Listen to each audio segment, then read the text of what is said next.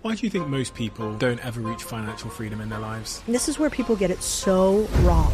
One of the secrets to success is Codie Sanchez. She's an entrepreneur who's invested in over 100 companies, turning over millions a year. After spending 15 years on Wall Street, she's now sharing her secrets to the world on how to make money. I think that is the question everyone's asking themselves. I think every human should understand the language of money. It's not that complex. We just make it sound complex because the less people speak our language, the more we can charge them. For the first time in 25 years, the richest 1% will control more than half of the world's wealth by next year. The gap is huge. This is why only 1 in 10 people dies wealthy. If you understand the language, you can become an expert in it, and expertise leads to a bunch of cash. But what have you come to learn about what holds us back in that moment? The people who love you, they want what's best for them, which is that you're safe, you're secure, everything's okay. My loved ones were super supportive, but they were always saying things like, is the grass always greener, Codie? And so we've become a generation of vitamin D deficient, alternative milk drinking softies. So I had a job I shouldn't have been at, the guy I shouldn't have been with, in a place I shouldn't live. But I was too scared. I'm not one of those entrepreneurs that just burn the bridges, I'll sleep on the couch. And so I needed something where I could stair-step my way out of a corporate job. And then I realized this could be way bigger than what anybody else could pay me. We zoom in on that moment. What would you recommend my first step be, Codie? First, you have to...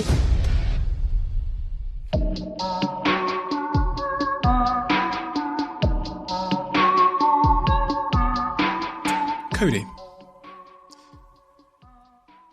who are you speaking to, and what is the message that you're trying to send them? I think the everyman and woman, maybe people like you and I when we were younger, before we had any zeros or businesses. And the message is very simple. It's that I think by and large, and maybe they could feel this inside them too, we've slowly gone from a nation of owners or a country of owners or a world of owners to a nation of renters or serfs, in another word. And the idea is, what if we could take that back? And that's the whole premise of everything we do, is getting people into the owner's chair, into ownership, as opposed to letting other people be the architects of their lives. And it took me way too long to do that. And so I'm hoping that it will take other people less time if we share. Give me the persona then of someone that you believe will find value in this conversation. Like, where are they in their life? What are they thinking day to day? What are their aspirations? Yeah, I think there's sort of 3 humans that I picture. There's one that I call Working John. And he is basically, or she, but I just have a male avatar for this one, is sitting in a job right now that they don't really like, doing things they don't want to do for people they don't like, and building their dream and their castle. And they're mad about it, although your choice to be there, but they're mad about that decision. And they want a way out, but they have either golden handcuffs where they make too much money, or they have responsibility, bills that have to be paid. And so they don't really feel like they have a solution except going to find like the next best, but kind of still worst company. And then the second avatar is there's an aging population that by and large in the workforce, we say, you're over 50 or 60, like you're not getting as many job looks as you were before, but now we live until we're 90. So what are they supposed to do for 30, 40 years? And I think their evolution can be also buying a business, taking over something, becoming an owner, and maybe something not aggressive as they were before. And then I think the third avatar are humans who kind of got sold pipe dreams over the last couple of years. Like, if I buy 472 houses that pay me $100 a month profit, I'll finally become financially free. Well, it takes a lot of cash to do that. Or, if I have NFTs on the side, or if I go into the stock market on the side, all of which aren't rigged games exactly, but are meant to just beat inflation. And so that third group of people might like what they're doing. They just need something else on the side that's a little bit of a safety net, because I don't think our safety nets will be around by the time we need them. And you've been through your own journey from the corporate world to working in finance, working as a journalist, to where you are now. Which one of those avatars did you represent? Well, I was definitely a Working John. So that would have been the first one. When I was in finance, I was doing well, but I definitely felt trapped. I mean, I was all those things. Should have been happy and content with where I was, but felt like the 60-hour work weeks were too much. And I didn't really like the culture of the company that I was working for. I had a lot of respect for the CEO, but I didn't really fit. And, but I was too scared. I'm like a little bit of a scaredy cat. I'm not one of those entrepreneurs like our mutual friend Alex, who just was like, burn the bridges. I'll sleep on the couch. I'll sell it all. That's just not me. It's too scary. And so I needed something where I could have like a soft landing. I could stair step my way out of a corporate job. So I started buying these small businesses with the idea that maybe one day they could just meet my costs. And then I realized, oh God, I'm thinking so small. This could be way bigger than what anybody else could pay me. But I was a working John, for sure. We zoom in on that moment, because I think most people listening to this now can relate to that moment of maybe hearing you speak and hearing your content online, or hearing an Alex Hormozi or whatever, hearing Gary Vaynerchuk, whoever it might be, talk about starting that business, pursuing that side hustle. But there's this psychological barrier to overcome, which most of us can't overcome. We call it fear. We say, that I'm waiting for the perfect time. I don't have the confidence. If you zoom in on that, now you've started this new journey in your life where you're creating content and you're advising people on how they can pursue the paths that you've pursued it yourself. What have you come to learn about what holds us back in that moment, and the maybe the falseness of the stories we tell ourselves? You described it as being a scaredy cat. Yeah. At least for myself, what I'll say is, daughter of immigrants, who thought that what I had achieved was the pinnacle, people that I love more than anybody in the world. And maybe that's similar for a lot of people listening. The people who love you, they want what's best for them, typically, which is that you're safe, you're secure, everything's okay. They don't really want what's quote unquote best for you, because that's actually the scary thing. Real growth happens when you take huge risks and you potentially fail and you realize that you're not going to die. And so I realized that my loved ones were some of the reasons that were actually holding me back. Super supportive, but they were always saying things like, is the grass always greener, Codie? What about this next thing? Is that really going to make you happy? Are you sure it's not you? Is it them? And in some cases, they're right. I just have that ridiculous urge to keep growing and doing more. But that made me jump from 5 finance companies in like 10 years or something like that, because I thought it was the individual company. And I didn't realize, oh no, I'm just like unemployable. I want to work for myself. I'm not going to be great at being at somebody else's employee. But it was the stories that I heard again and again from my family, because they wanted to keep me safe, very kind, but not right for me. So in your life, there comes a moment where you make this kind of peculiar decision. And I say peculiar because most people don't make the decision to start off-ramping from the corporate world, essentially. Yeah.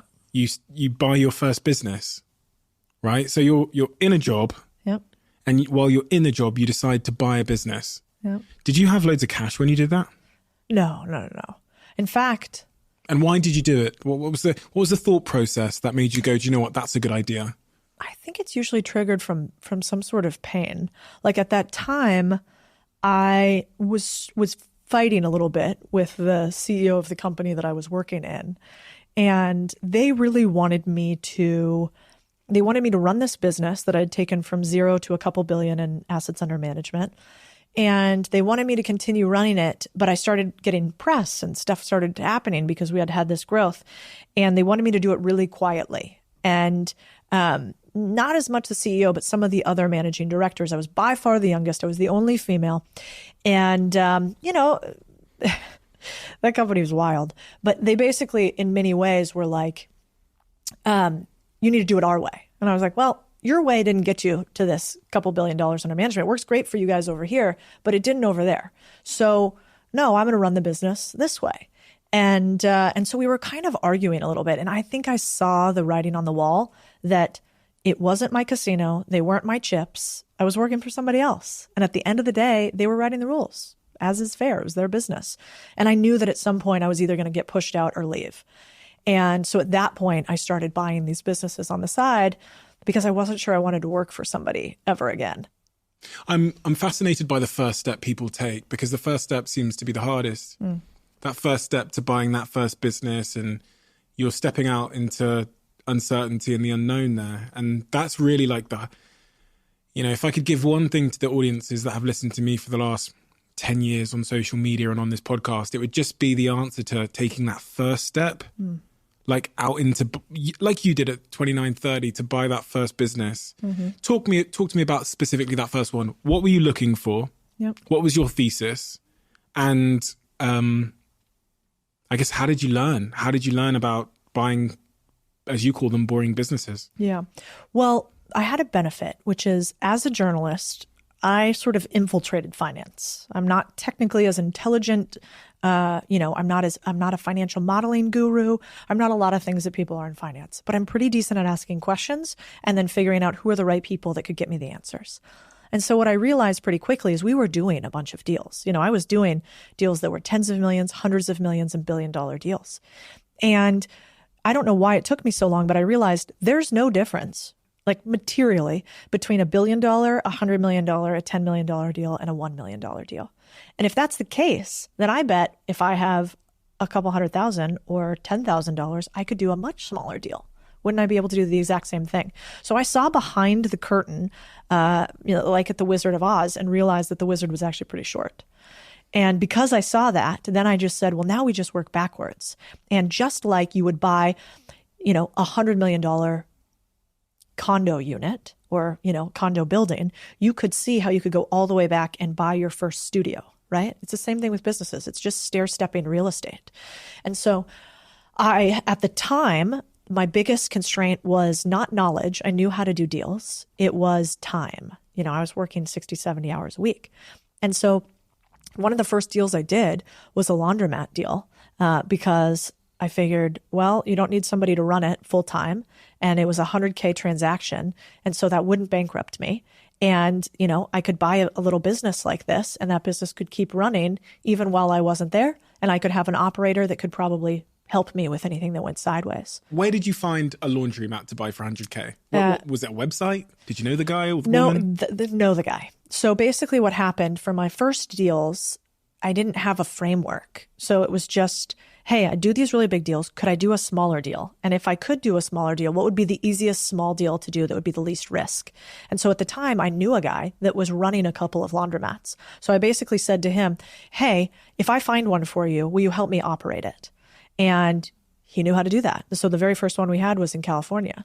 And that's one of the secrets to this is two things. First, you have to learn how to do deals, which is not really that complex. We just make it sound complex in finance because financial lingo is like the moat around how we make money, right? The less people speak our language, the more we can charge them, which is the secret. And then the second aspect was how to run a laundromat, right? Like, I don't know, machine breaks. What am I going to do? And so then I had this guy who knew how to run these. And I could just find the deal for him, close the deal for him, and be the cash for him. Why did they sell to you? Old. These are 68-year-old owners of a business that have been running this laundromat plus a bunch of other small businesses in the vicinity for 20, 30 years. And so can you imagine running your podcast for 30 years? It'd probably be fun, but by the end, you might be open to selling. Now imagine you had a laundromat for 30 years. You're dealing with broken machines or there's somebody who's homeless messing around with some stuff. At a certain point, you don't even want to continue with a profitable business. And this is where people get it so wrong. All the time on the internet, people love to tell me, no way would anybody sell a business. That business made $67,000 in profit. So I bought it for $100K a year. Did $67,000. And people on the internet do one of two things to that. They go, no fucking way, it didn't happen. And why would somebody sell? And did you give them a bad deal? And the second group of people go, that's a terrible deal. I'd never do that deal because you don't have enough profit in that for that to be a business, not a job. So those are the two things. And to the first one, I'd say in the US right now, there are tens of millions of small businesses for sale that will never sell. And I tell a story about my Uncle Eb, who had a small business that was exactly that he closed down, which by the way, costs you money, as opposed to selling because he had no idea his business was sellable. Like many businesses that I had before I did this, I shut down instead of selling them. I didn't even realize that, even though I was in finance. And then to the second group, I'd say, you start with a small business that probably isn't the greatest business for you to own long term, but businesses are like real estate. You can turn around and sell them after you get in the game. But I think of these businesses, I call them gateway drug businesses. They're once you learn how to do a deal, you'll never see the world the same again. It will change your entire perspective on everything. You will walk in everywhere and you will realize that business is full of masochists like you and me who do this despite it being awful many times, but we love it in some way. But at some point, we're going to want to sell our thing and move on to the next. And so everywhere around you right now, wherever you are, somebody sitting next to you wants to sell their business. And what if you could figure out how to buy that business, put in an operator in it, and then do it again and again and again? And that's the only difference between you and Warren Buffett or Blackstone or these big, huge companies. Is it important to have competence in the area and the industry that you're trying to buy these small businesses in your point of view? Not really, no. Not at all. But it helps, right? Oh, of course it helps. More important than anything is it's sort of like real estate. It's really about the deal. Can you read a balance sheet? Can you understand profit and loss, which is not that difficult to understand? And then can you figure out how to get to the person that can get you answers? So for instance, I didn't know anything about laundromats, but I knew a guy who knew laundromats. Often what I tell people these days is I'm more old school. Like I would go knock on doors and I would shake business owners' hands. But you could also go to Reddit where there are platforms with 100,000 electricians on them. And so if you wanted to buy an HVAC company, which is like heating, air conditioning, and often electricity, I would go on there and I would try to find electricians in my local area and I would ask them questions and I would pay them for an hour consult to figure out how to run this business. I think we forget in this day and age how easy it is to get the information that we want. And so we listen to the fear of the fact that we don't know what we're doing. And I actually think that's irrational. I think it's really easy for somebody to tell you why things won't work. It's actually quite hard to convince somebody that they're capable of doing something. What if I don't have 100K? You had 100K, right? Yeah. Say I'm working a job, I've saved up, I don't know, $5,000. Yeah. Well, I've bought a business for $3,000. I've bought a business for $8,000. And I've bought many, many, many businesses for $0. And I'm not saying this in a way that's clickbaity. Will you go out right now, talk to somebody tomorrow and be able to buy a business for $0? Like you're going to need to do a little work. Just on the structuring of the deal, right? Just on the structuring of the deal. So they get paid on performance. Exactly. Or they get paid on what's called seller financing. Mm-hmm. So these, you can go and most small businesses below $10 million in revenue, 60% of them sell with some component of seller financing, which just means if, let's say, somebody manages your property here. Let's say that property manager makes $100K a year profit. They want to sell their business. You're a terrible tenant. They can't handle it anymore. And they sell that business. They want to sell that business typically for 2 to 5x profit. That's what these small businesses go for. And typically there aren't enough buyers. Like there's not a bunch of people running around trying to buy property management companies. So what do they do instead? Well, you would come to them and say, all right, I'll buy out your property management company, but you're going to be my loan. I'm going to pay you a % interest rate. Plus, I'm going to defer your tax burden. So you pay less in taxes. Nobody likes that.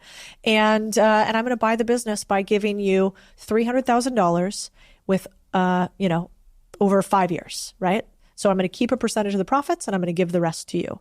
And it's not really that complex. It's really what happened in real estate before we had Zillow and Redfin and all of these sites that made it super normalized to sell real estate. As you said a second ago, the real key here is knowing the art of the possible as it relates to deals, the way you construct your deals so that you win. Yeah, 100%. Basically. Well, and I think the truth of deal making that people forget about is that it is one of the very few things where it's never a zero-sum game. Yeah. So if I go to sell a stock, I hope that when I sold the stock, I sold at the right time and you bought at the wrong time, right? Mm-hmm. Like that's what we hope. In buying and selling small businesses, that doesn't have to be the case. I could sell my property management company to you. You could pay me 3x profits. And I could say, but if the company increases revenue by X amount, which I think it will with these tweaks, and I kind of help you a little bit, how about you pay me $400,000 instead of $300,000? And you would go, great. If you hit those metrics, no problem. That'd be an awesome deal for me. So there's plenty of ways to make sure it's a win-win. But to your point, this is why people are poor, because nobody teaches us the language of deals. And if somebody taught us not how to negotiate our salary, that's fine, but how to negotiate for equity and ownership, the world would look a whole lot different. But that's not in the big picture's incentive. It's really good for the little guy, not so good for the big guy. The other thing when you're approaching a business and trying to get them to knowing how to structure a deal is one thing, but then there's an element of persuasion and sales womanship Yeah. involved in this. How important is learning to sell, and how can we be better salespeople in your view? What is the key to being a great salesperson? Because you must be to be buying businesses. You must be able to figure out what someone wants and present it to them. I truly believe that sales is a fallacy. I don't think sales exists. I think you find people who are already predisposed to want what you are, quote unquote, selling. And I learned that very early on from one of my mentors, actually at Goldman, that you don't sell anybody on anything. You're never going to change somebody's mind. And if you think I'm wrong, go try to convince a Republican to become a Democrat, right? Or a Tory to become, I don't know, what's the other Labor. side? Okay. It doesn't really go very well, usually. And so my belief is actually what you're looking for is just who are the people who are, you're finding trigger moments. Like if I was to have a conversation with Steven about selling your business, I would be asking questions like, how's it going running? Wow, 20 years? That's a long time. If their answer is, fucking love this business. I am never selling. This is amazing. You're like, cool, awesome, no problem. So lovely meeting you. But if you meet the person that's like, yeah, I'm ready. I'm ready to retire. I've got this vision of a ranch in my head out in the countryside, and but my kid doesn't want to take over the business. You're not going to get them to think something different. You're purely discovering what they truly feel, and then you are going to be the person that enables them to have a retirement in a way that no government can. Like you are the retirement plan. And so that's maybe what you need to learn is just curiosity for another human. And then you need to understand what a motivated seller looks like. And a motivated seller looks like somebody who's ready for their next adventure, whatever that may be. And if you can find those two things, then you find the people that actually, yes, they want what you're selling. Now, what you actually do have to convince somebody of, and I hope you're true about it, is that you are going to be a good shepherd. If you are going to be their retirement plan, you better not go broke, right? You better actually be able to take this business and run with it. And so that is one part where you have to convince, like, why should I sell this business to you, Steven? How are you going to take care of my business? And that part really, again, comes down to curiosity, making sure that you're setting yourself up and the seller for success. Not rocket science. If I'm going to play... I'm going to play the role of a 25-year-old. Okay. I'm working in a job. I've got a little bit of disposable income, but not a ton. Yeah. I'm listening to you, Codie, and I'm going, I want some of that. You've got a holding company, right? Yeah. You got a fund as well? Yeah. How much roughly the revenue of the holding company? Rough? 70 million. 70 million. So your holding company does about 70 million revenue. You've got a fund as well? Yep.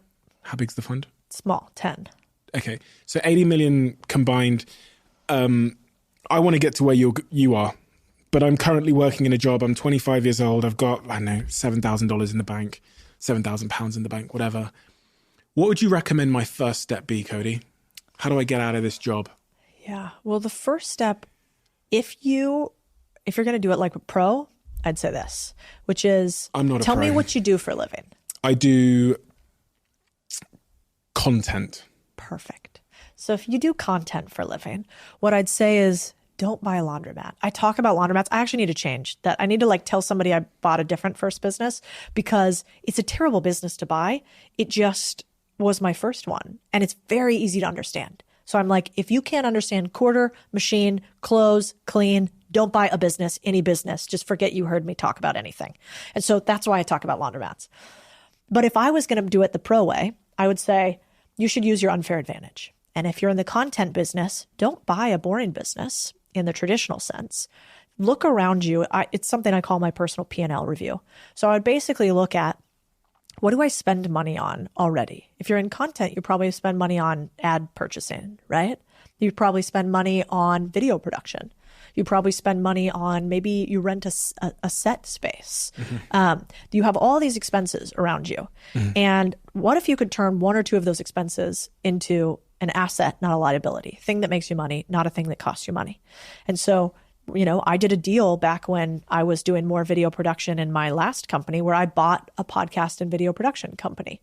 And I did that deal basically for $0. I think I put $10,000 down for that deal that ended up doing about $300,000, $400,000 a year because I just said, I know 5 or 6 other people that could use your service. I'm going to double your revenue by introducing you to these people. And I pay you, let's say $3,000 a month now. What if we're just going to wipe that out if I can hire these other people and you're going to give me 25% of the company or whatever percentage it was? That's what I would do if I was you. So if you're young and hungry, look around you and see what you pay for and what you currently utilize already, and then try to get a percentage of that business, if not buying the whole thing. And that's sort of the pro way to do it, as opposed to car wash, need to go learn, totally different market. You can do the second. It's just a little bit riskier. So I'm working in content, 25 years old, $7,000 in the bank. I realize what you've just said, and I go, I'm at a marketing agency. We book a lot of studios. Yeah. So what I'm going to do is I'm going to approach a studio space, try and do a deal with them, and then I'm going to send clients their way. Yeah, you could totally do that. That'd be a sweat equity deal or a revenue equity deal. So for a studio space, I think the probably pro way to do that would be, one, you'd approach them and you'd kind of get an understanding for their business. You'd be like, how much revenue do you make? Like, how big is this? You'd figure out if you were material to their business. So me doing $3,000 a year with my video production guy, I was material to his business. He was only doing, $100,000 a year or something like that. And so if my $3,000 went away, that was, that's like 20% of his business right there over a yearly basis. So if you go to a studio production company and they're like, yeah, we're doing $7 million a year and you're paying them $3,000, you're like, all right, cool. Anyway, nice to chat with you. Or you could say, who's the owner? How long have you been doing this? And you could dive into it. And the other side of the coin is you might find out that the owner is 70 and you become buds with the owner. And the owner loves when you come in because you're kind of like young and you learn about what he does. And then you ask who's going to take over the business. And then you might say, hey, I do this other thing, but I would love to sort of be an apprentice to you in a way and potentially buy your business using future profits. And you can sort of like stay on and we can stair step our way into this. But would you be open to that? Like leaving your legacy to somebody like me? And so you could do it that way too. But I think it goes back to kind of the smart question you asked, which is like the two avatars are who's listening to this right now. And then that's the same question to the people listening that you're going to ask the owner. What sort of avatar is the owner? And how can you become the solution to what that avatar is looking for? How can you become the son to the father? How can you become the buyer to a really anxious seller? And then you can get your deal done.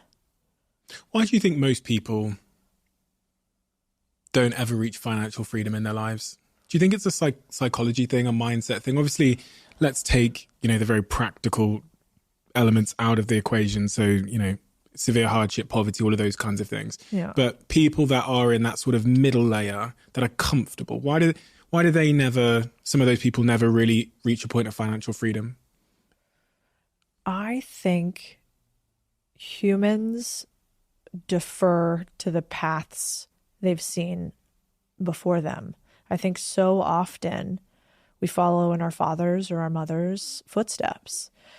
And that's why I think the internet's really powerful, is you have an opportunity to now choose the family footsteps you want to follow into.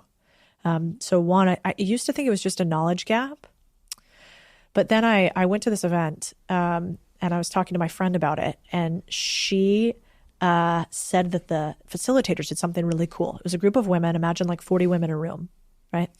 And they're there to talk about finances. And in this room, they said, okay, everybody close your eyes. And I want you to picture money right now. And then I want you to turn your body into the shape you feel when you hear the word money, right? And so 30 women, all eyes closed, they take whatever shape. And she goes, now open your eyes and look around. And, my friend was explaining to me how most people in the room were like fetal position. They were like really close, somewhere on the ground, some were covering their eyes. So in a room of 30 relatively successful women, their reaction was like attack, shame, guilt for money. And she was like, she was standing there with her arms open wide, like, give me the money. And when I think about my relationship with money, it's the same thing. I'm like, if I think about money, I'm like, yeah, it's over here. Like my hands are up, like I am here for it. But most people have this weird emotional attachment to money. And so I used to think that people on the internet, I like Tony Robbins, but like Tony Robbins or whatever, who do a lot of the motivational stuff, I kind of didn't get it. I'm like, just give me the tactics. Skip the other thing. And then I realized that most people have really bad stories that they tell themselves about money. And you could tell, I mean, it'd be interesting, your next speech, you could try it. I tried it at one of mine, same thing. Men and women holding each other like they're being beaten when somebody talks about money. The average human feels that way. And so I think it all comes down to what we believe, which is hard for somebody in finance like me to say, you know? Typically I would think, well, if you knew what to do, you could just do it. But that's not the case. It's you have to believe that you can do it. And the only way I can figure out to get more people to believe that they can do it is to show more people who are super normal or in fact below average doing the damn thing.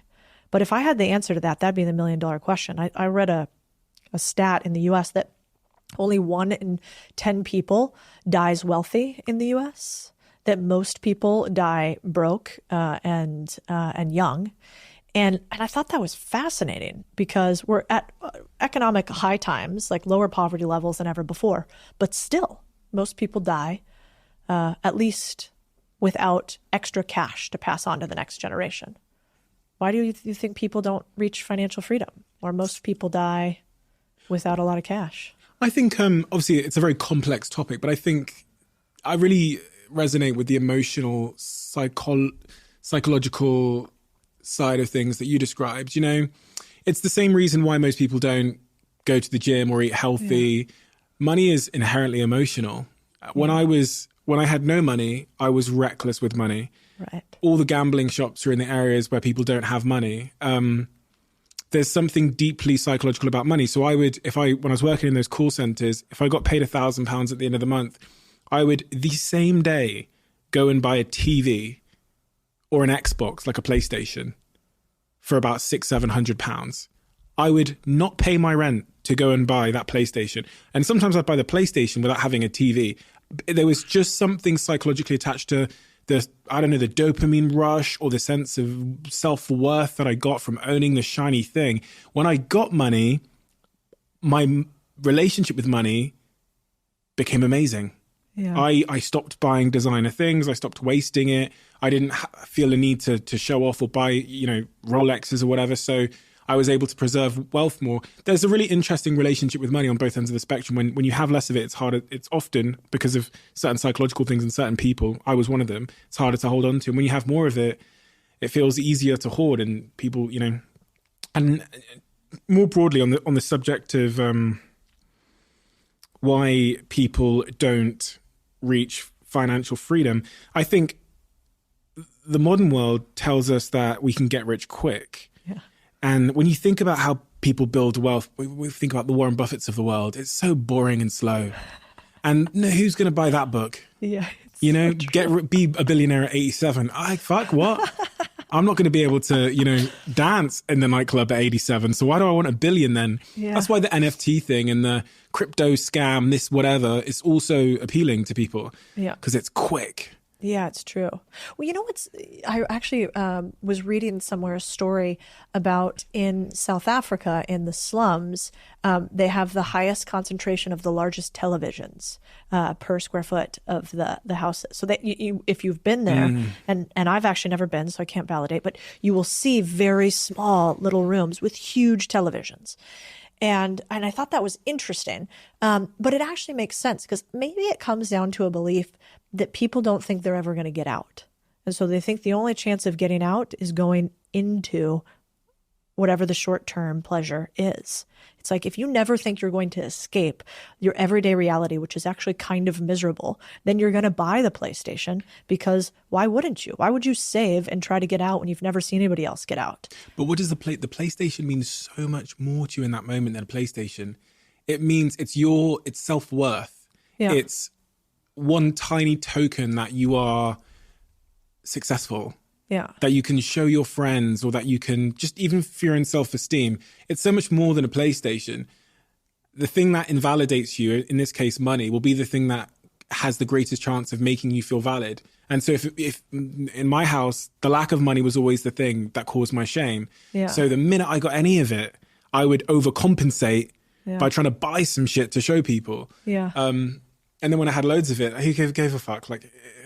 Yeah, that's true. That void was almost filled. So yeah, it's true. I also think it's hard. I mean, I remember many times where I remember checking accounts always being overdrawn and seeing the little negative pin on my, email and cell phone that you couldn't, there was nothing else in there. When I was in college and trying to figure it out before I made any money, I think I made like $37K in my first job out of college. So I definitely remember all that.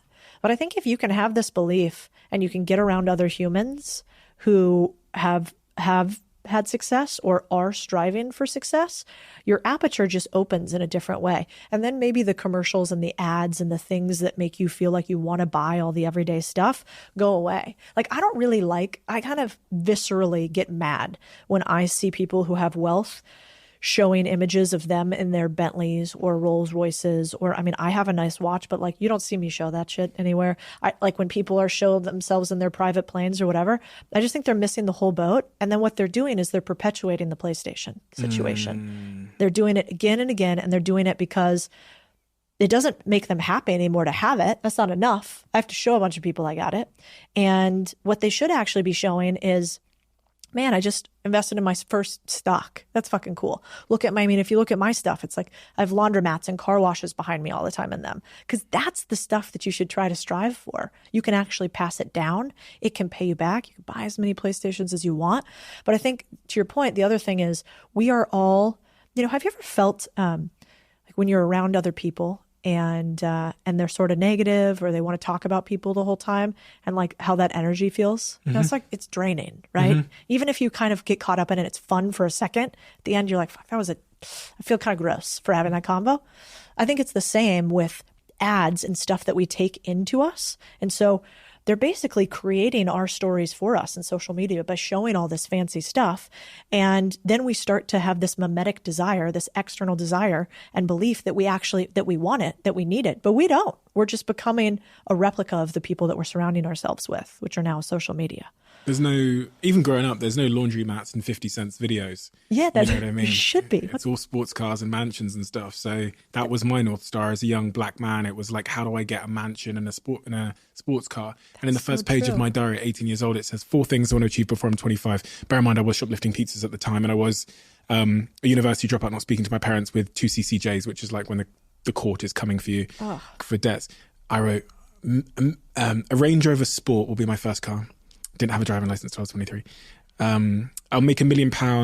I work on my body image again, because I'm a very small kid, and I'll get a girlfriend. Those were my 4 goals in life, and they were totally influenced by the outside world. That's why my book is called Happy Sexy Millionaire, because I thought if I became a sexy millionaire, then I would become everything I needed to be. And I was so wrong. Yep. I don't regret the decisions I made, because you can't really in hindsight, but I wish I had better influences, to say the least. Yeah. I think that's why content's so important. I think about Warren Buffett's annual shareholders meeting, right? Which you can go and attend if you own stock, and you don't have to own much of it. And I think, people made fun of me when I started creating content online, because they were like, oh, big, successful private equity person, now you're taking your own money. And if you really had companies that made $80 million in revenue, that means you're worth a couple $100 million bucks. And if that's the case, why would you be making Instagrams and TikToks? And that doesn't make much sense, right?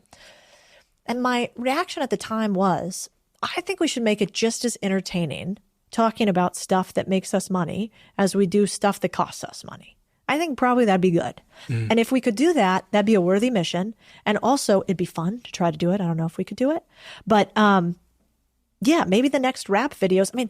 And now for honestly, my favorite deals to break down are the celebrity deals, because they're fascinating. Like The Rock. Have you ever looked at The Rock's content from a product perspective? Brilliant. So The Rock, if you look at his content, so let's just talk Instagram. If you go to The Rock's Instagram, I want you to count how many pieces of content he has that have product placement in them of companies he owns. And the answer is close to 80%. So almost every single post The Rock does is an ad. But what do we really see? We see sexy tequila. We see abs. We see him with his beautiful wife. Like, we see these other things, but we don't realize that every single one of them is an ad. And so what if we could flip that around? Like, wouldn't it be cool if The Rock talked about the deals he did too, and how he did that? Now he goes back and he talks about how he stole Snickers bars, similar to you with pizza. But I think even for celebrities, they don't want to talk about the deals that they did. They just want to talk about all the money that they have. It almost seems like faux pas somehow to talk about the deals and how good at deal making they are. Like Reese Witherspoon, billionaire now. Why? Because Reese Witherspoon, little sweet Susie Sunshine in pink, basically took a book club and said to authors, I'll give you part of my platform for you to talk about your book because I'm lovely. It's free. You're going to sell a bunch of books. It's a tiny, insignificant detail. I'd like the future rights to turn your book into a movie, and I'll pay you some sum, or I'll have a right of first refusal, aka I get the right to buy it before anybody else, and I'll pay you then for it. The author goes, amazing, Reese, of course, perfect. They come on, Reese basically A/B tests, so tests out which books do best, and depending on which books do best, Reese buys their movie rights and makes movies that create, tens of millions or hundreds of millions of dollars in revenue. But Reese doesn't tell that story. Reese tells the Susie Sunshine story of her selling the books. I think the other story is more interesting and more people can learn from it. So when I hear these deals and when I see these big success stories, we've got Kylie, we've got the Rihannas of the world, we've got Ryan Reynolds, The Rock, Reese Witherspoon. The question that we must always be asking ourselves, I certainly ask it, is, was that them?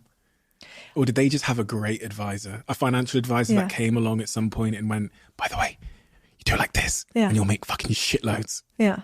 Well, my question is, who cares?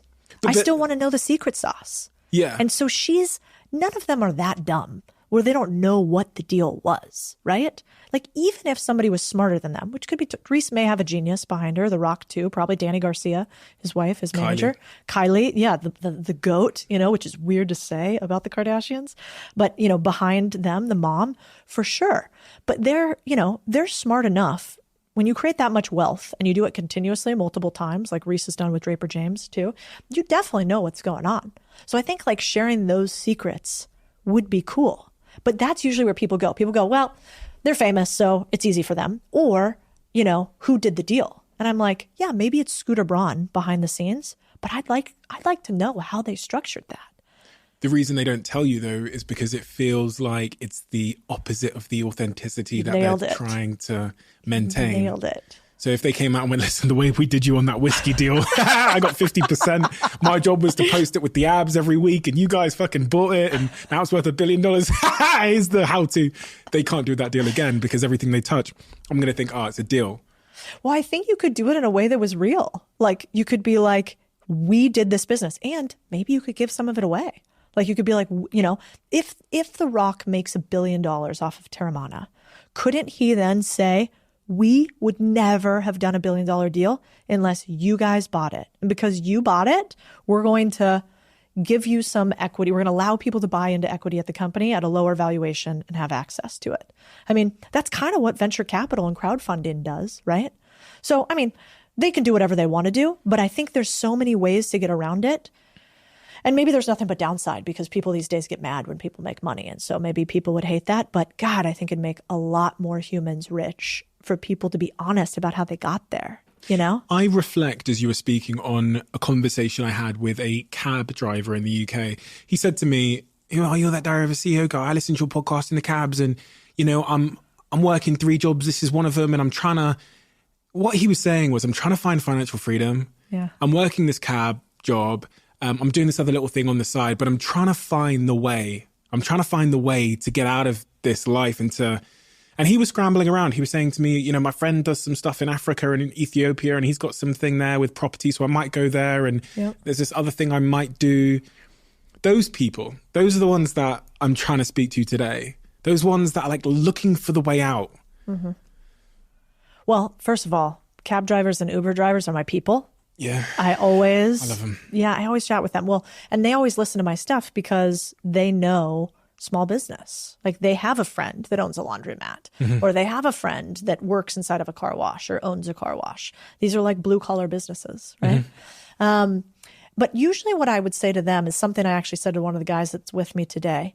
I'd say, try to break your frame entirely. Most people look for individual next tactics. So they're like, what can I do over the next 1, 2, or 3 years to get here? One thing I think is really helpful to do is say, okay, you have a 3-year goal, break the frame. How could you achieve that goal in 6 months What would be something so different, so out of the box, so big that the goal that was going to take you 3 to 6 years is now going to take you 6 months? And I want you to spend some time on that. Spend a weekend deeply thinking about that idea. Because what you're going to do is you're going to come up with ideas for the person that could be the impetus for your financial freedom, or for the business risk that's super smart, but you haven't been wanting to take it. And I think most people, they wade in the shallows of life, and you cannot have massive change by going shallow. And so I like to say, when people want an answer, I like to ask them a question, because I think they know. I think they know deep down inside, but they get scared just like I did. And so they wait years to do the thing that they knew they should have done earlier. And I don't think you need a guru or a podcast to tell you that. I think you've got to break your frame and say, I'm super capable. If I was going to do this crazy thing in 6 months, if anything was possible, if I really believed in myself, what could I do? Who could I go to that could make an unfair advantage for me? And I do think that book, Who Not How, people usually read it as leaders because it's a lot about hiring, but I think it's actually about life. And I think usually your answer to freedom is a who, not a how. Because often for hustlers and people who are going to work hard, you know 1 or 2 people who are very wealthy or who run big businesses. There are a few people in your ecosystem that you could go to and become their hustler for them.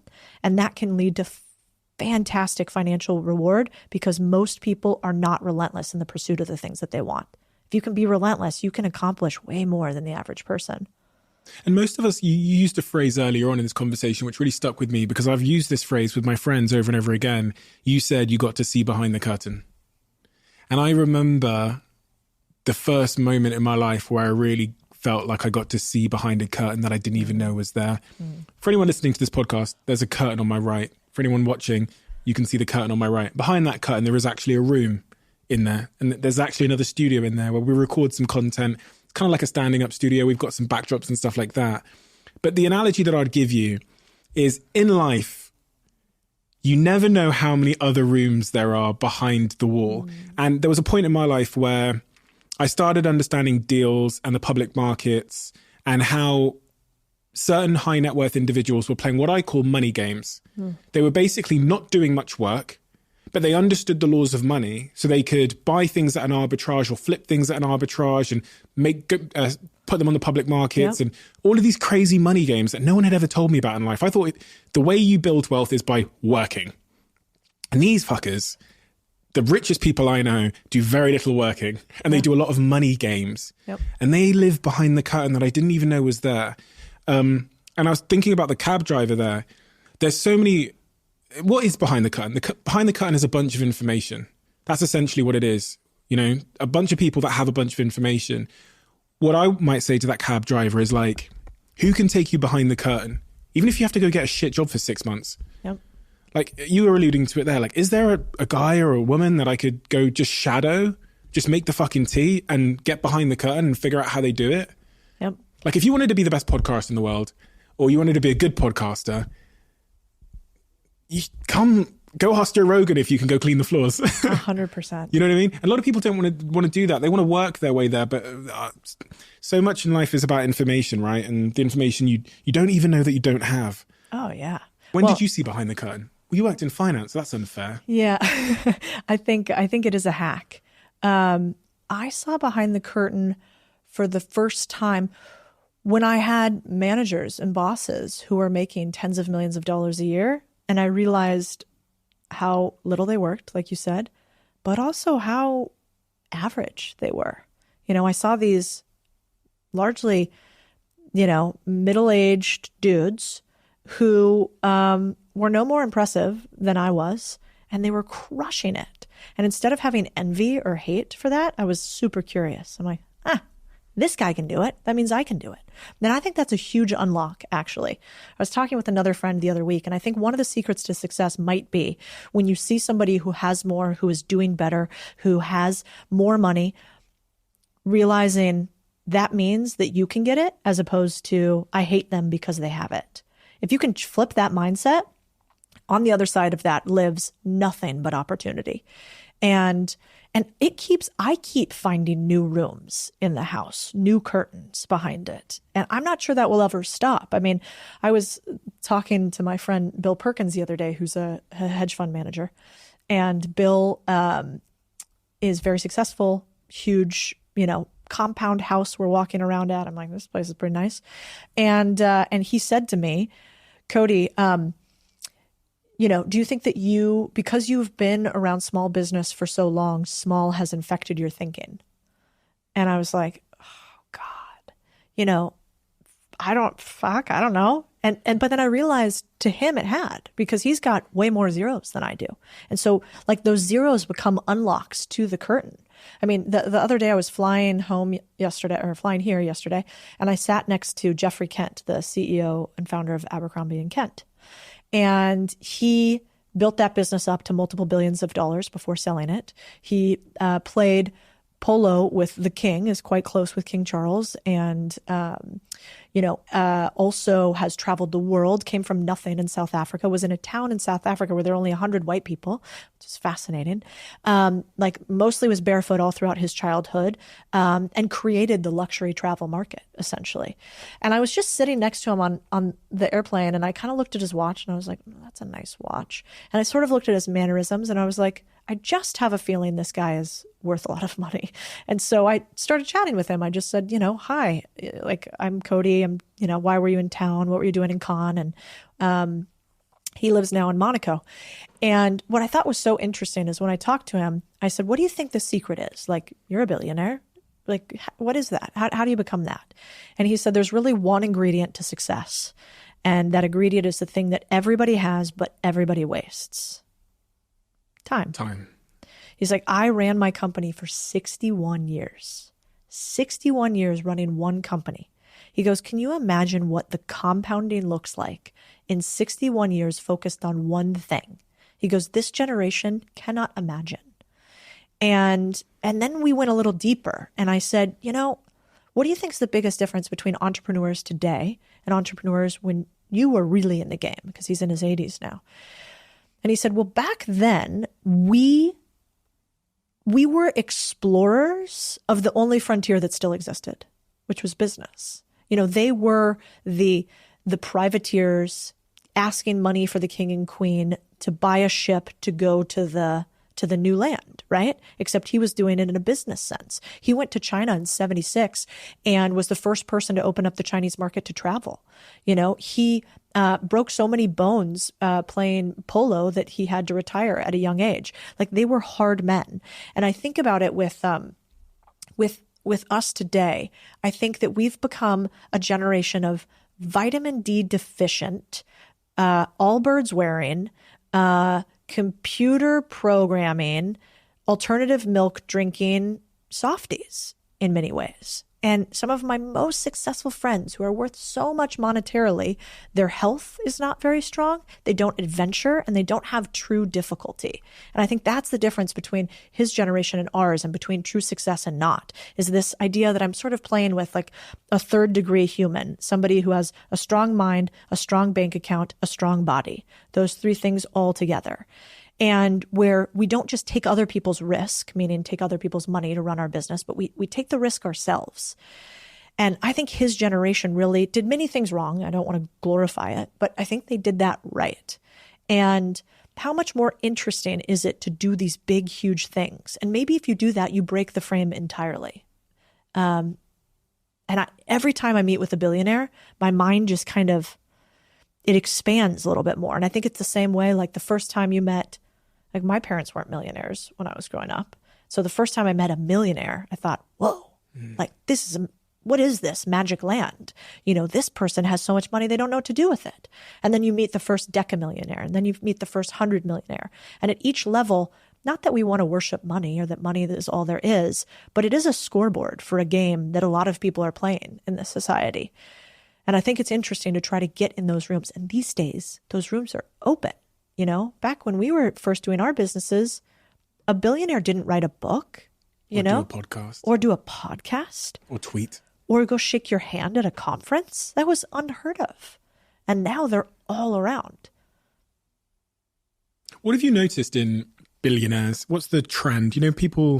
I've met quite a lot of billionaires now, and there tends to be some similarities. Yeah. They all get there by different routes and different paths, but similarities in character and philosophy.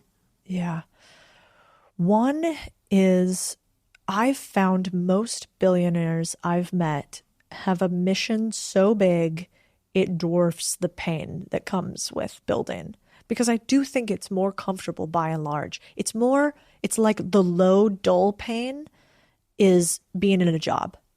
That's like kind of like having a little ache constantly being in a job. Being an owner, an entrepreneur, or trying to strive for billionaire status is a roller coaster ride of extreme pain at some points, or maybe you'd say extreme pain at some points, extreme pleasure. And you kind of go like this, right? You have to be able to wade through that. And so I find that most of them are the opposite of what I thought they'd be. I thought they'd just be like Scrooge McDuck, like swimming around in their riches. They'd be kind of shallow. Maybe they'd be super self-interested. They'd only be focused on their own thing. They wouldn't be nice. I wouldn't want to meet them. And actually what I find, this is going to sound like a gross generalization, but most of them really want to help you up when they realize that you're hungry. Like when they see the hunger paired with the ability and willingness to take action, they want to help you. It's so rare. Like if you're listening and you have that desire, but you actually do the hard things, you're rare. You're actually really rare. Because everybody says they want it, but nobody really wants to do it.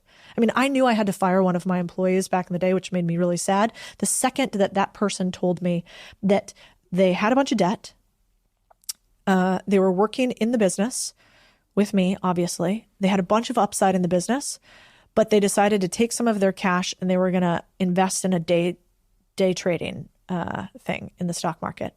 And I said, I really don't think you should do that. I think if you want to take that cash and buy a business, we should talk about that. I can help you if you want to focus more on a secondary business that increases your income. But if you want to day trade, what you're telling me is that you want to get rich fast and you want to speculate, that you want to get lucky, you don't want to earn it. And anyway, they kind of laughed and then they did the thing. And that was in that moment, I knew you don't have what it takes at this level. Maybe you could change. But if you're going to make that decision now, you're telling me you're a short-term player. And long-term games with long-term people, like Naval Ravikant said, is the goal. So that's what billionaires have. They think long-term. I was actually just talking with a member of my team on the taxi on the way over here. And there's close to a billionaire that I've become friends with here. And I was like, why do you think he's inviting us to do this stuff? You know who this is. And I was like, I'm not a big enough name for this. Like, there are other people. What's the thought here?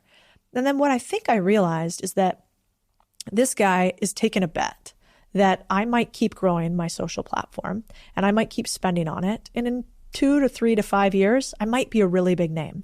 And because he associates with me now, when he needs something in 2 to 3 to 5 years, I'll be really big and he'll have like a remember when moment here.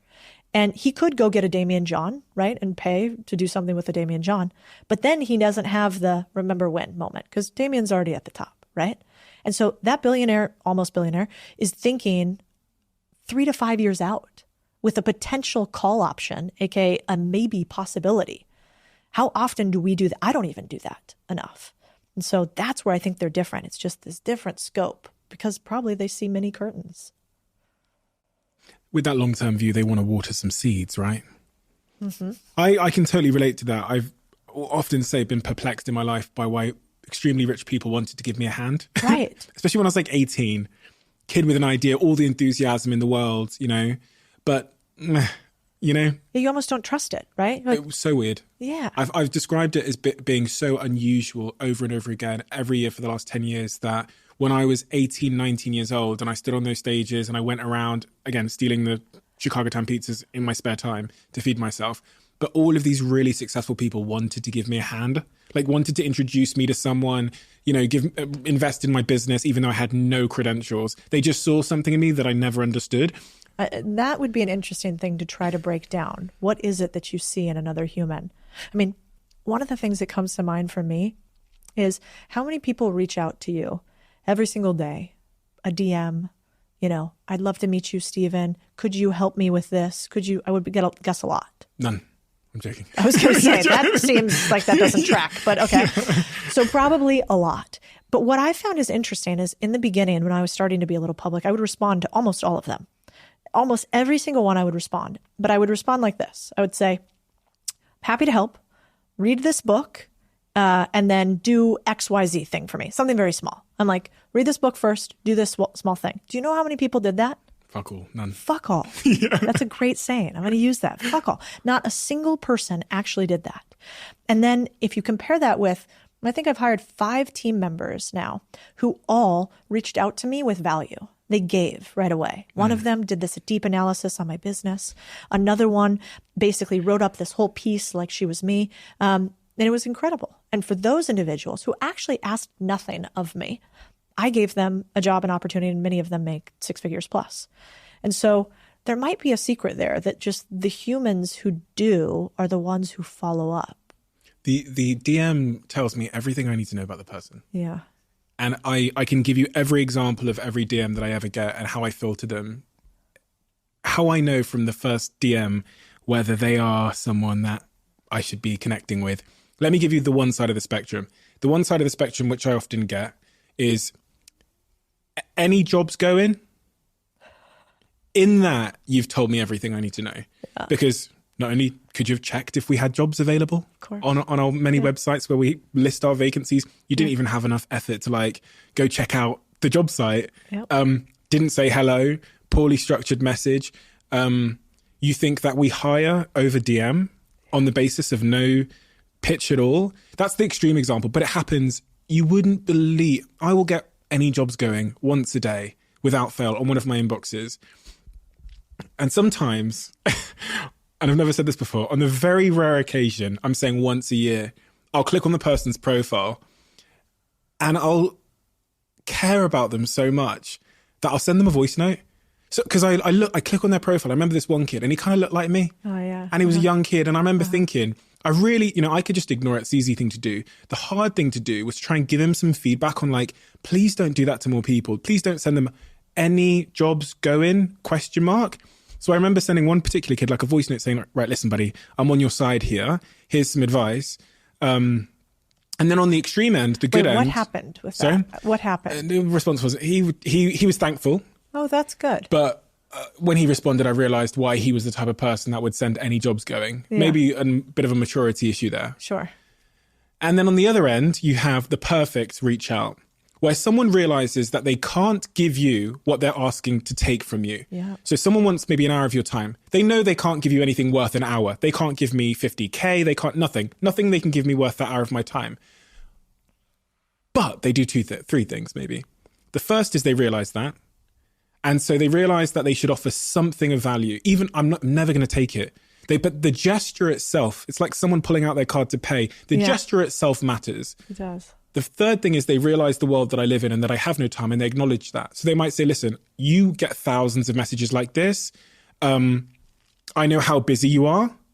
So just by them saying that, I go, okay, you understand. Yeah. Could I just sit? So I see it as an equation. Ask for as little as possible and give whatever you can. Could I just sit in the room one day when you work? Means a lot to me. The third point there is research the person, because that's a huge show of care. Yeah. I know you're a big Manchester United fan. I know your dog's called Pablo.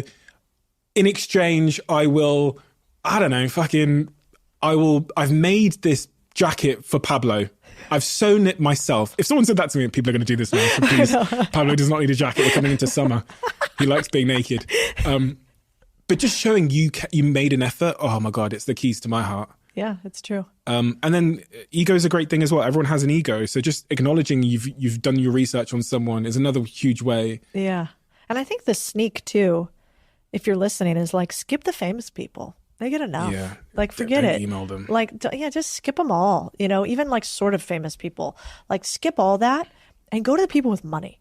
Because often they're quiet. People can't find them. They don't get a lot of reach out. And so if I was young and hungry, I would skip the flash, skip the Bentleys, skip the Rolexes, skip the fame, and I would go straight to like, who's the richest sprinkler owner you know? Like, who's the guy on your block that has the biggest house that does something that sounds so boring to you? Because you also learn the most from like the level, like closest to you. And if you can kind of like level up a little bit, if you go from you right now to billionaire, and billionaire goes, the thing is, you got to work hard, kid. You're like, fuck, I don't know what that means, But if you go to the next person and you're like, no, the thing is, you have to send this exact email, which is what I sent to this person. They're so much closer to your climb. They remember the steps. And they want someone to mentor. They do. Yeah. They'd be most flattered by, that I have 300 sprinklers around London. Like, they would be blown away by someone taking such amount of effort and care to research them. Exactly. Yeah. And, and they probably had to do really interesting things to create their wealth that weren't single events. If you reach out to somebody who is, now I know about the show, on Love Island, like, what are they going to teach you? Like, yeah, kid, be charismatic, kind of hot, and get on a TV show. Here's right? the application form. Yeah, exactly. Yeah. Like, that's not, okay, and then have a bunch of money and get famous. But if you reach out to somebody who built a toilet business here, like there's probably a lot they had to do continuously over time that you could learn from. But it's not that sexy, so people don't do it. Why is it important for you now? The last 2 years you've started making content. Why do you think everybody should make content? What are all the upsides you've seen in your life? Some of the unexpected ones too, please, that have resulted from you becoming a content creator. What's the most unexpected one? I wanted every single person that I wanted to reach out to pick up my phone call. Like, I don't ever want to be the person standing in line at the club. I want to own the club. I want to get the invite. I'm actually, another good example. I was just with my friends in Cannes and they were like, let's try to get into this party or this party. I'm like, I was invited to this one. I'm going to go to this one because I don't like doing the hustling to try to get into I don't like it. I've never liked it. It's probably like, I should get better at it. I should get over myself. Who cares? But I was like, I'm not going to try to like finagle my way in. That's the short-term game, right? Right. And it feels gross and it feels thirsty. And I want to be thirsty. And so creating content is a way for you to have unfair access in a world. These days, how do I become friends with billionaires? Because they watch my weird content on laundromats and car washes and they see something in it. And so that if we truly believe that money is power, I think the way you get money is usually people, which is like a theme we've kept coming back to. Most people on the internet, I think, try to explain how smart they are. And what I hope to express is like, I'm not that smart. I just found people, and I think we can all do that. So that was one. I don't want to be standing in line in the club trying to like finagle my way in. I want to find that what's the back door that nobody's talking about where they invite you into it. That's one. The second is, let's pause on that. Yeah, because I think that's not just a nightclub analogy. That is a philosophy towards every facet of your life, being the magnet or the peacock instead of the door-to-door salesperson. Yeah. Like, you know what I mean? Like, totally. Even all my companies have grown on this basis. All of my companies have grown on the basis. This is maybe one of my least shared business secrets is that all of my companies don't have outbound sales teams because we make content. And I know that 99% of my competitors are going to go the door-to-door salesman route. Yeah. They're going to go network at events. In the last 10 years, you have never seen me swanning around a network event. Content is networking. Yeah, I agree. You will never catch me. I won't have a business card. I'm not going to hand it to you. I won't even be there. On stage, out the back door. Meet people. Hello. Out the back door. Same. Straight back onto LinkedIn. Yeah. To start making content. People don't realize that. And it's much easier. It's a much more sustainable, more cost efficient, long-term strategy if you know how to do it. Yeah. Well, I mean, and if you actually want to see me like sweat, it would be having to go network, small talk, oh God, I want to die. And I had to do sales for so long in finance. Finance is just all sales. We used to at Goldman, we had like a spreadsheet that they would track every single day how many cold calls you made when we were trying to sell a deal. And it was awful. I remember one time I was like pretending like I understood golf. And so I'm like, oh, that was great. Like, how was the game yesterday? Did you get the goal? And they were like, what the fuck are you talking about? I don't know anything about it. Miserable. It's like a fishing rod versus a net, isn't it? Like, the fishing rod can only catch one fish. Yeah, it's true. But if I throw that fucking net out, which is making a banging video about the subject matter of the industry, I could catch 300 fish. That's exactly right. Takes the same amount of time. Yeah. I mean, it's push versus pull. Yeah. Do you want to pull people to you, or do you want to have to push and, scream? And I just am not interested in that. So that's why I think content's so powerful. The other thing about content is you find your humans. I mean, it can get it can get a little lonely, having built a bunch of stuff and had some success. And I've had many times where over the years, the person that I've become is not the person that the people I loved, And so I had to move past that. Shed. Yeah. And it sounds, everybody, I will often tweet things that are things to myself. It's like notes to me, and that happens to be in a tweet form. And one of them is like, you get in a room with people who are smarter than you, and then you leave when that's no longer the case. And that's not saying that you get rid of friends, but typically they'll get rid of you. Like when you're outgrowing people, it's uncomfortable for the people that you've outgrown. They don't like to see that you are moving forward at such a fast progression. I wish it wasn't that way. But, I had a girlfriend that I was friends with for fucking, now I'm feeling old, but like, almost 20 years, like 18 years. And when I started getting like kind of notoriety on the internet, I didn't realize it bothered her, but it did. And so, at one point she's like, you're posting about all your other friends and not me. And I was like, oh, I only post business stuff. My parents aren't on, there's no personal stuff on there. I keep that pretty private. So I didn't realize that was important to you. And this was a rift that just like never healed. And so I think that happens continuously, but I like content because then I find the humans who actually want you to win, who like get super inspired by that. And when you find those people, I think it's worth more than the winnings. Amen. Amen. There is a shedding. People don't talk about this enough, that when you start putting yourself out there, especially when you start becoming a quote unquote thought leader, the people that knew you before look at you and think, who the fuck does he think he is? You think you're Gandhi or Martin Luther King, Steve? Yeah. Like, come back down here with us. Right. That must have happened to you in a big way.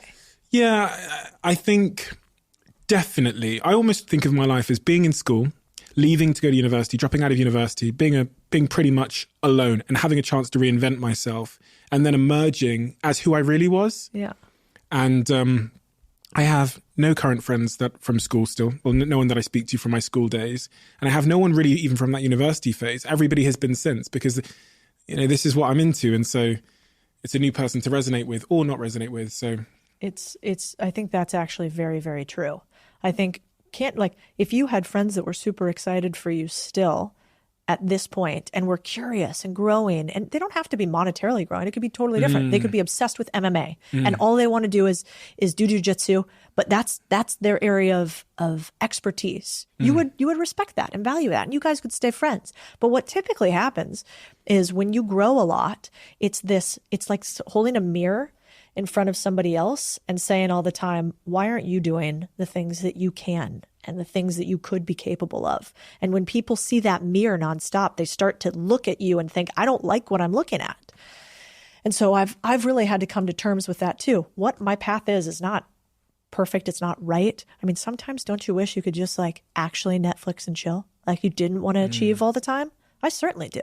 I'm addicted to achieving. I love it. I wish I could slow down sometimes. There's a big difference here, actually, because you said you started on this path at 30.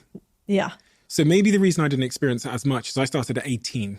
I hadn't built a career and I hadn't built social circles around me when I started to make content and started these businesses and started, talking on the TV about business and whatever else. So I didn't have as much to shed, as much of a built up identity to shed.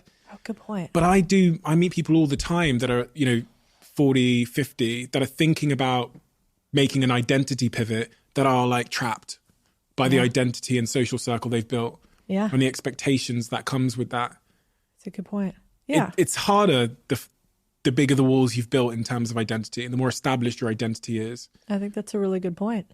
Yeah.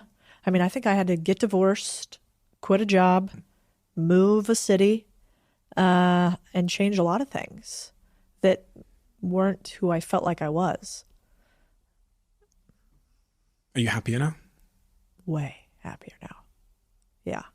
But, it's a miserable thing leaving another human behind, like, I don't wish divorce on anybody. I don't whenever I meet somebody who's divorced, I always say, I'm sorry and congratulations, because it's kind of both. Was your decision? It was my decision. Yeah. We just wanted different lives. He was very happy in a white picket fence country club life. and wanted a couple kids and wanted to stay really locally based and kind of wanted me to not work.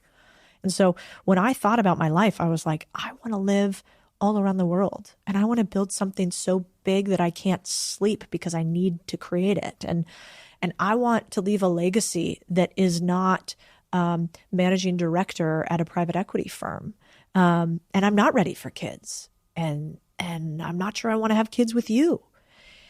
And he really wanted me to change. And I'm not sure that we should ever try to change somebody that we're with.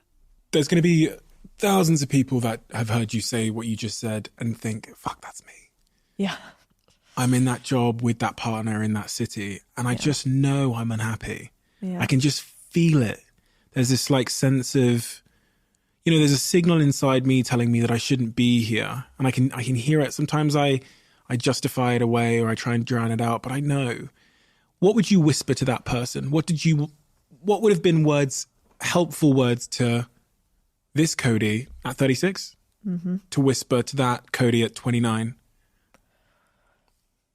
2 words my dad said to me, which is exit tax. So when I left, it was expensive, and both physically and emotionally.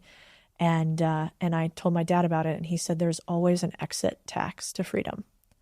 And that stuck with me because I was like, oh, this is just a toll. It's just a payment.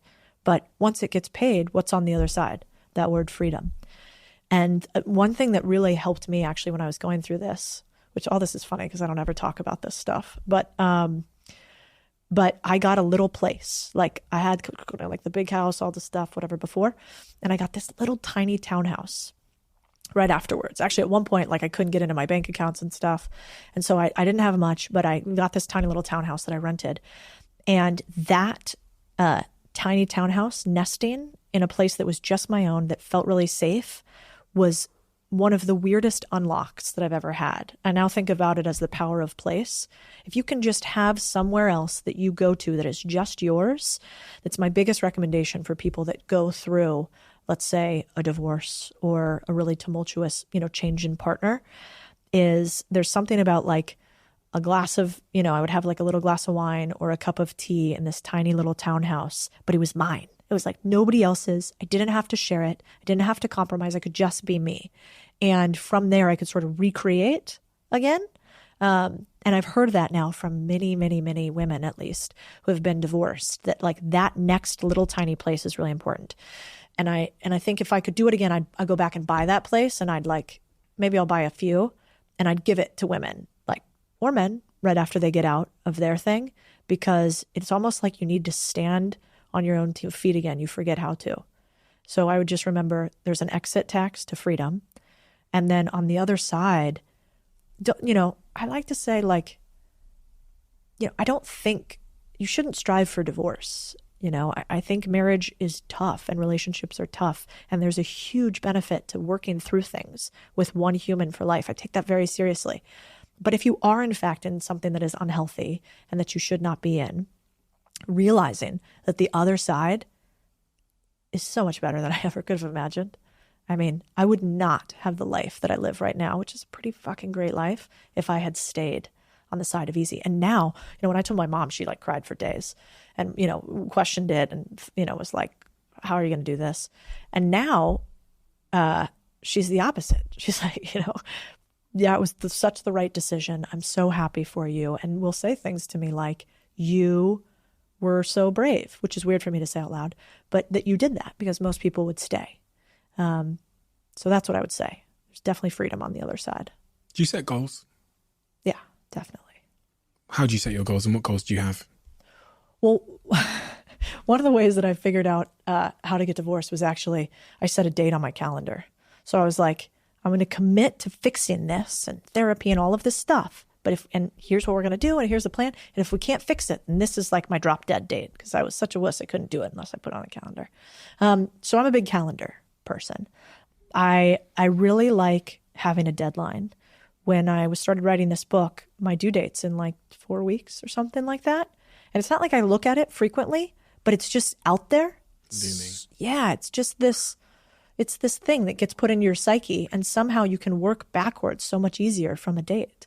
So it sounds so silly, but most humans will say, well, in 1 year or 3 years or 5 years, I'm like, put it on your calendar, like whatever that actual timeline is, and then try to work backwards. And then for most goals, I believe in short-term goals, 100%, maybe daily, weekly, monthly, annually. But 3 or 5 year goals, who knows? I mean, you wouldn't have thought you were doing this 2 years ago. No fucking chance. I wouldn't have thought so either. So like, I might have a really big vision for 10 years or 20 years. But as I get closer, I might realize, oh God, actually, nope, that's not what I want. So allowing yourself that freedom to not want to be the hot, sexy, rich millionaire with Bentleys, and instead say, oh no, what I actually want to do is I want to talk about what I want to talk about, with whom I want to talk about, owning companies I want to, and having no master. That's what rich looks like for me. And if you had stuck with your original goals, that wouldn't have been the case. You got team members, Yeah. employees. Yeah. Some of them are here listening probably. And does it not feel like it's a bit of a contradictory message in some ways, where you're trying to get them to stay? Yeah. But part of their job is to produce content with you to get other people to leave their jobs. Yeah. So I have a really important differentiator between equity and ownership in a business and skin in the game. I do not think everybody wants to be a founder of a business. I don't think everybody wants to be an outright owner of a business. I think everybody should have ownership, always. And so the way that looks in our business is basically every single person who works for me, even all the way down to my admin, gets skin in the game. So that means that if they do X and Y and Z, they see how they can make more money directly. If they come onto my team, they can all source us deals and get a percentage of the carry, which means equity in the underlying companies. I know you know that, but for anybody listening, everybody on my teams always has had that. And then, you know, the other members of my team and businesses before, like my last number 2, I then left the business to her. She became the CEO of the business. So she has ownership of the business. I should be really careful about the fact that if anybody on my team, and they already know this, we just sent a message yesterday. Somebody asked for like a testimonial from me about work that they had done, but their work wasn't very good. So I wasn't going to give them a testimonial. And I said to the team, any one of our high performers, if you ever want to leave this company and you're great at this company, one, of course, I'll open every door for you and I'll write any testimonial or whatever you need. And in fact, if you want to start your own business, I hope I'm the first phone call because I would like to invest in you. I want to be that guy that saw that in you. No doubt, every single time. But that's not for every human. Some humans want to be in a business, like my number 2, my CMO, Chris. He doesn't want to run a business himself, but he does want ownership. So he has skin in the game from both a revenue perspective and from a followership perspective. Same with my head of content. Same with Christian and our AdSense and our YouTube channel. So I think it's really important that you make sure when you continue to work harder, you make more, no matter what. So many people have philosophies towards money, you know. People will say, oh, you got to save more than you spend. You got to fucking not have the Starbucks coffee. That's how you'll get rich. What is your overarching philosophy to building wealth and money? Do you have something like a philosophy, a mantra? Well, first, I think you should have the fucking coffee. I think that is terrible advice. So I like Dave Ramsey. I get where he's going with it. But I think you cannot save your way to wealth. You can only earn your way to wealth. But my mantra overall is that I think every human on the planet should understand the language of money, which is finance. And if you understand the language, then you can speak it fluently. And when you can speak it fluently, you can become an expert in it. And expertise leads to a bunch of cash. And so everything we do is to try to normalize deal making or the language of finance. We're like the Duolingo to finance on the internet. And I think, we have a goal of we want to create 100,000 small business owners and 1 million financially free people. And we track how many people tell us they bought a business and how much revenue and profit they earned. And so my goal is before we're done with this, however long that's going to be, I want to hit those 2 goals. And I think we'll hit them in the next 5 years, maybe 7. But that is the gold star for me. That and my new mantra, which you might appreciate, which is my 2023 mantra is like no more B players. Oh my God. Because that was my 2021 mantra, my 2022 mantra. That'll be my 2024 mantra. Have you seen those stats where it shows about sitting next to B play. Oh, this is so good. My friend Vanessa Van Edwards showed this to me. So there's this study done across hundreds of individuals, might be hundreds of companies. It's a big study. And essentially it shows if you sit next to a high performer, so if you have your team sit next to a high performer, you will outperform by 15%. So a high performer just in your proximity will increase your performance by 15%. If you sit next to a low performer or underperformer, it will decrease your productivity by 30%. So every B player you bring on board is not just decreasing their productivity by 30%. It is that energy transfer, which is that everybody around them becomes a little bit less productive. And I think one of the reasons people want to be owners of companies is because they feel that. People want to stay at companies where there's a bunch of winners. That's why I liked Goldman. I was like, these guys are so smart. I'm learning so much. I want to keep going. When I was at Vanguard, I was like, oh my God, these schleps are just schlepping around the office, not doing anything. I'm not learning anything. And they're by, design sort of pulling you back and down. And so I keep that number on a notepad next to my computer for me to, one, not be the underperformer, and two, it's not just about getting rid of underperformers for you as a CEO. It's not good to do to your team. So, we've definitely have had them in varying companies of mine, but we push relentlessly to either make people better or help them find the thing that they can be an A performer at. Do you know who's very sticky in companies? Who?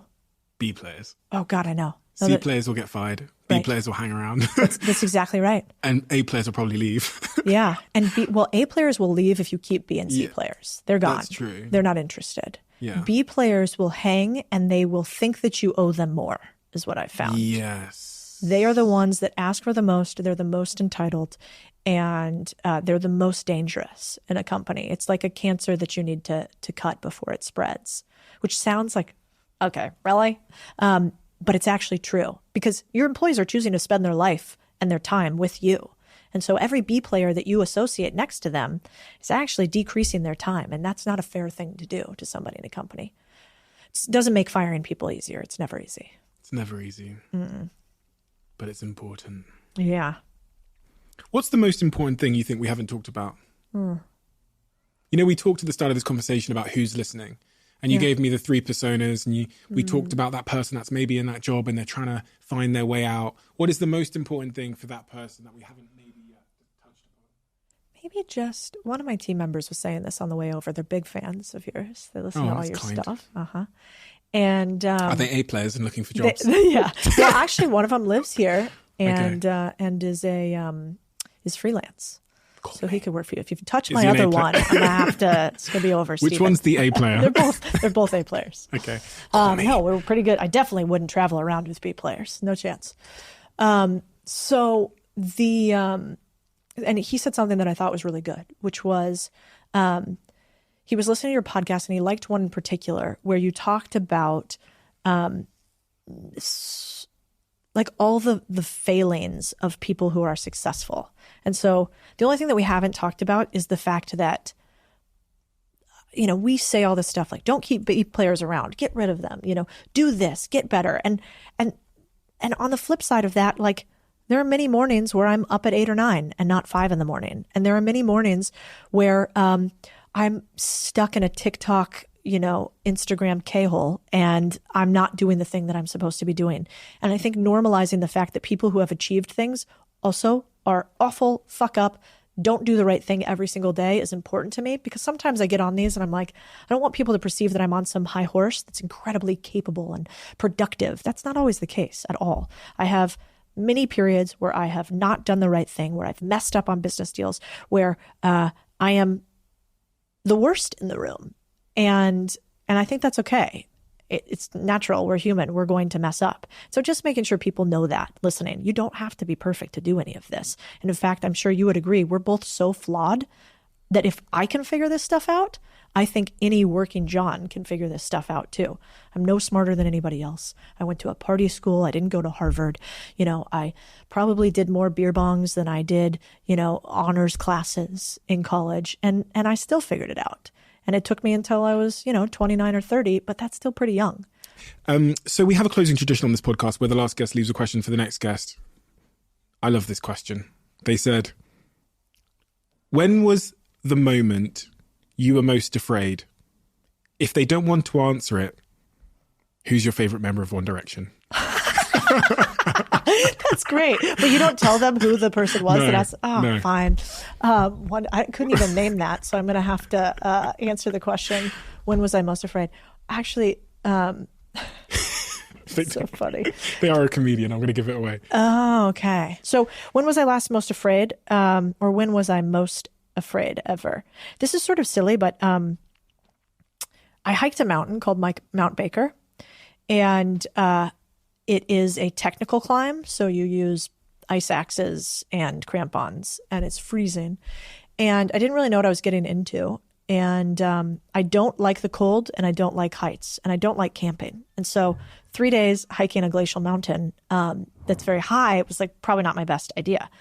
But I did it, and I hated it. Like for 3 days, I was with all these other women, and they kind of like liked it. And to be fair, I like kind of thought I was tougher than them, you know, and they know this so they can hear it. But, you know, a lot of them, I have this big career. I come off as tough. I can, you know, get out there, go do it. And then here I was on this mountain. I'm fucking miserable. I'm scared of the heights, that I'm going to fall off and tumble to my death. I'm freezing. I have to sleep on top of a glacier. I can't sleep. You're carrying your feces in a bag for 3 days, which is another fun little side note. And we get up on the second day. It's so vertical that you have to be roped in to each other on the climb. And I'm at the end of it too, which is awful. So I'm the one that sees behind us, the guide's in front. There's like 6 of us or 4 of us on a rope or something like that. And we get up after climbing for 2 days. I'm so miserable and mad that I said yes to this. And we're on this crater, because there's a volcanic crater before we climb up what's called the wall, which is an ice wall before you get to the top, where you have to step like this with your ice axe to get up the wall. And I'm like, I almost want to cry. I can't think of anything I want to do less than this. And everybody's preparing to go up. And I'm just like, I don't think I'm not going to go up anymore. And I had all these ideas in my head, like, but if you don't summit, like, then you're not tough. And you got to get up there because these other women are going to do it, and then you're going to feel bad and whatever. And as I sat there, I was just like, what am I trying to prove? Like, I'm pretty happy. Life's good. Like, I don't have on my bucket list that I want to summit Mount Baker. I just kind of said yes to this trip. And it wasn't even the heights that was so scary or the cold. It was like, am I like a failure by not doing this tough thing that everybody else is going to do? And am I going to be the one person that says like, I'm out, I'm going down, I'm tapping out, I'm done? And I like had this whole dialogue with myself. And then I told the guide, and there were a few of them, I was like, yeah, the thing is, I'm going to go back down. I'm going to chill at like base camp. I'm not going to summit.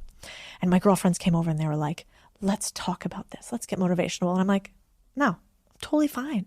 I just realized up here that most of my life, I've been trying to like please a bunch of people to goals I don't care about with things I don't really want in order to achieve some ridiculous thing. And like, I don't want to climb up there. I'm going to be pissed if I fall and break my neck doing this thing I don't even want to do. And so I tell the guide, he's like, cool. I've never run faster down the side of a mountain. I get down to the bottom. I'm happy as a fucking clam. At that point, I realize I have altitude sickness. So I'm like tripping balls in the tent, which is really good that I realized that, because then when I was climbing the wall, I might have gotten dizzy and that wouldn't have been good.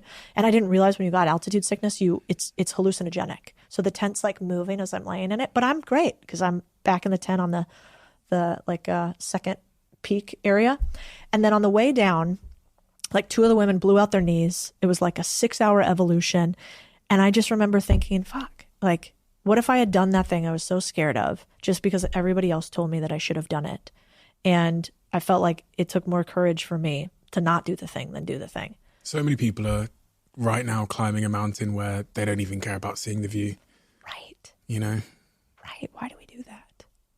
So, yeah, I think sometimes, you know, they say everything you want is on the other side of fear. And it's like, if the thing that you want is the thing on the other side of fear, it's not every fear we have to charge into. And so I guess choose your mountain wisely, right? Amen. Thank you, Codie. Thank you for your time, your wisdom, and your entertaining, captivating storytelling and insights. It's really, really valuable to our audience. There's not many people like you out there, so it's so wonderful to get to speak to someone. And the mission that you're on is such an important one. I love it for so many reasons. I love it because you glamorize the unglamorous. And I often think in so many facets of our life, the easiest way is in fact the boring way. Yeah. It's the way that isn't going to get the likes and the applause on Instagram. And there's not a market for that, right? There's a market for the quick, shiny, 6-pack abs in 3 minutes, all that stuff. There's a market for that, or the NFTs, the cryptos, the get-rich-quick schemes. You present the important counter-narrative, and you do it as an incredibly powerful, honest, willing to be vulnerable woman in business. And we need more of that, because business and the creator world, the entrepreneurship community is heavily dominated by men right now. And that is not a bridge that many people can relate to, those stories and where they've come from and the battles that they face. So you present the counter narrative, and it's a very important one. So I also bet on you, like our mutual friend does, in a big way. And I can't wait to see your evolution as you climb that worthy mountain over the next couple of years. Well, thank you for having me. This was a pleasure. Totally different podcast. I can see why so many people listen to you. So thank you for having me today. You're very kind. Thank you, Codie.